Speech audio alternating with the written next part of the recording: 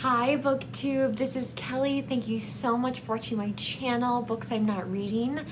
This morning I am drinking caramel nougat black tea, which is from an amazing advent calendar that my mother-in-law gave to me. So here it is. It's called Tea Forte, and yeah, it's on like both sides. So I thought I'm sorry, I'm having trouble making this video this morning, so I already opened day 2, but I will show it to you because I want you to see what the boxes look like, the little tea bags. So I have strawberry apple here, and look at this is the top of the tea bag.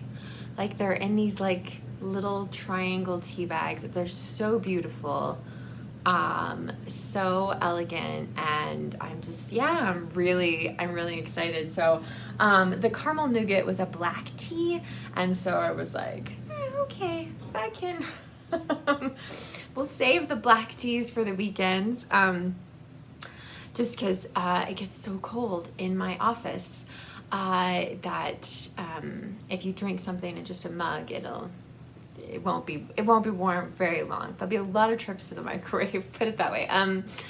But that leads me to the next thing about this week. So I was sick Tuesday, Wednesday, and Thursday of this week, and I am so sorry. So if you sent me a Voxer message or a message on Instagram, which I know there's at least one on Instagram that I haven't responded to, I'm gonna get back to you. I promise. I do apologize. The time that I was home, Wednesday, I think I slept almost the entire day and night. So I was not awake for very much of it. 5 COVID tests. My God. I actually thought it was strep. It wasn't strep. They were just like, oh, you just have some virus. So I was like, great. Anyway, so I've been drinking a lot of throat soothing tea, but now I'm very excited that I can start drinking this very special tea. I also have another advent calendar I'm going to try to show you next week. I just haven't figured out how to show it to you because it probably would be viewed best on my iPad, but that's what I'm filming with. But it's Edwardian house, and like every day is like this little ornament, and there's like this big manor in the back, and you can like take a tour and decorate the Christmas tree, and sometimes there are presents to be opened, and you can open them up, and if they're glowing and things like that. It just so cute, so cute. So thank you so much to the person who sent that to me. I really appreciate it. And I also got some book mail this week. This is completely out of the blue. I was not expecting this at all. And I just really want to thank Steve Donahue for thinking of me. There are many people on Booktube that he could have thought to send this to, so I feel really special. So thank you so much, Steve. This is Jane Austen's Wardrobe by Hilary Davidson. And you can tell just from the cover, it is such a beautiful book. So let me just read you the description here. So, acclaimed dress historian and Austen expert Hilary Davidson reveals for the first time the wardrobe of one of the world's most celebrated authors. Despite her acknowledged brilliance on the page, Jane Austen has all too often been accused of dowdiness in her appearance. Now her garments and accessories, from gowns and coats to shoes and undergarments, my goodness, have been brought together with her 161 known letters to tell a very different story. The Jane Austen that Hilary Davidson discovers is alert to fashion trends but thrifty and eager to reuse and repurpose clothing. Her renowned irony and wit peppers her letters, describing clothes, shopping, and taste.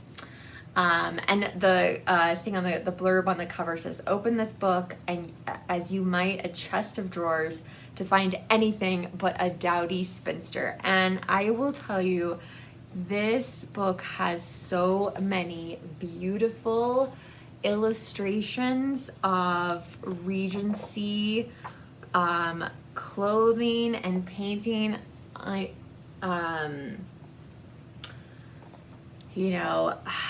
And it's just really, I wish I could find the one. There's one on lace in here that's just gorgeous.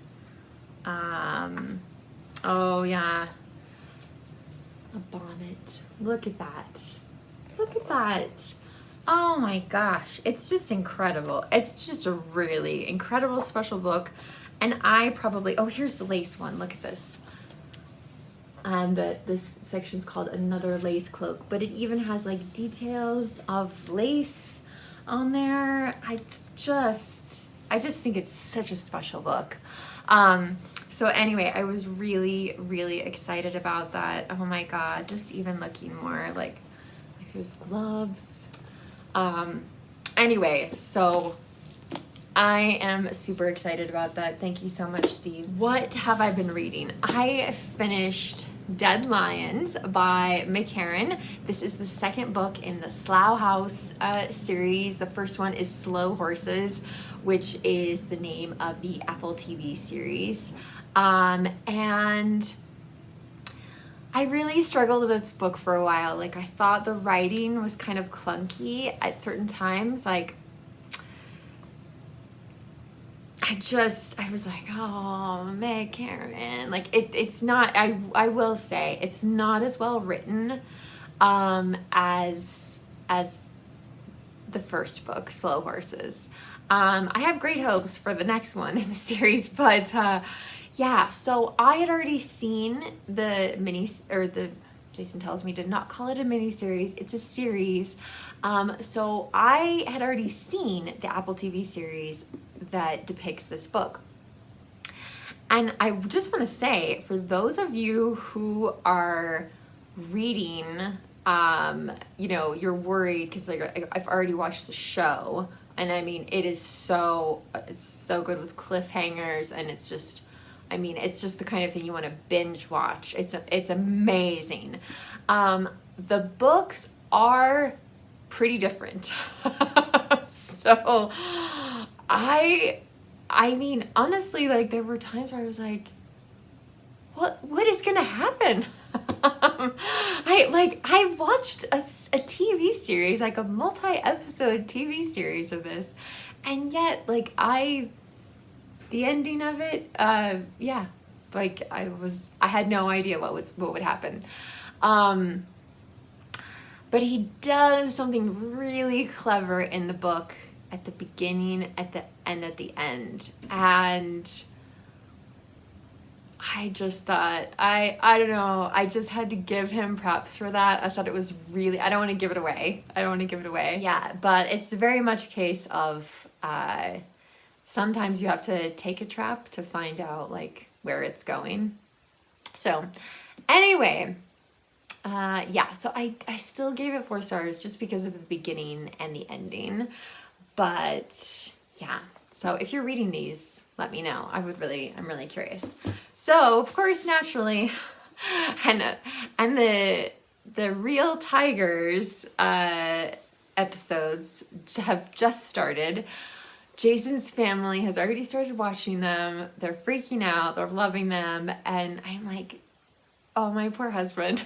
I'm like, can I read the book first? Like, I just want to have the experience of reading the book before I watch the series. And maybe it doesn't really matter that much considering how much the Apple TV series is differing from the books.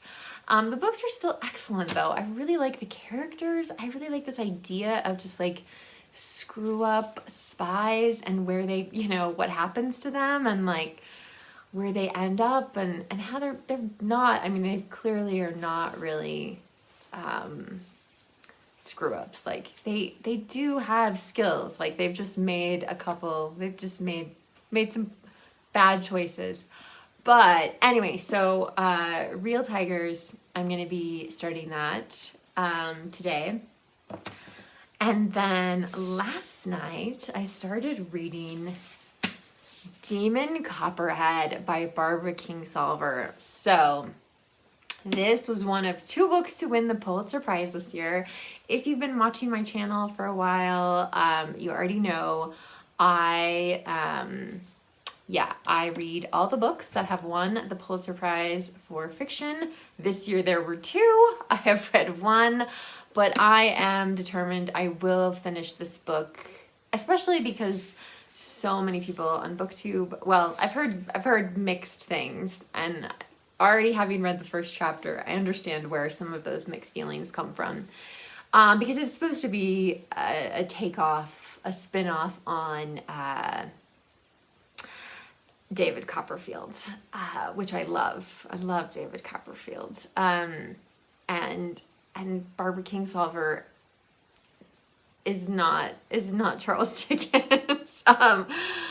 But I'm gonna read it, and I want to read it before I pick my best books of the year, in case I do end up loving this, because there are elements of it that are really interesting to me. However, just reading the first, I've heard people say, if you haven't read David Copperfield, you'll probably really love Demon Copperhead. But if you have read David Copperfield, I mean, it just can't. I wish she could have found a way to tell the story without using David Copperfield as an inspiration, because already just the first chapter I'm like, oh, we have to let go of a lot of stuff here, Kelly. We have to just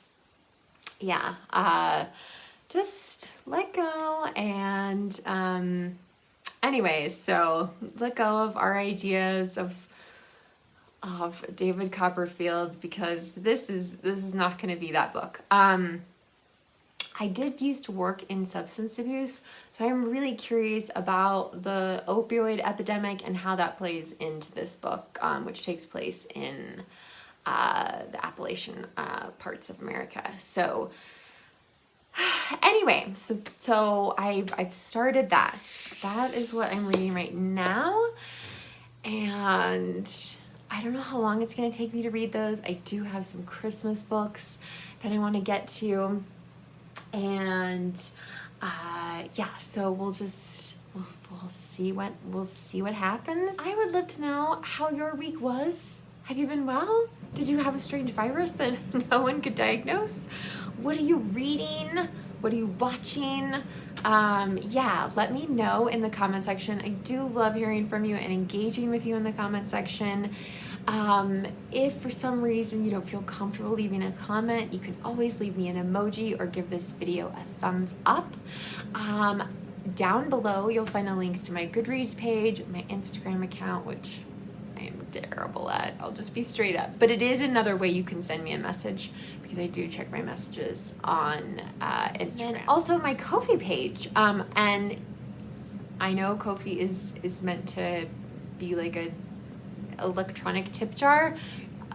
You don't have to leave a tip, but there is bonus footage. I think I'm gonna make a Christmas one soon and show my Christmas decorations. So my tree, and once we hang up the stockings, and yeah, there's some, and I have some cool bookish ornaments up this year that are new. So I want to share those with you. So keep your eye open for that. That will probably be up next week. All right, Booktube, remember to be kind to yourself, be kind to others, and I'll be back soon with another video. Bye.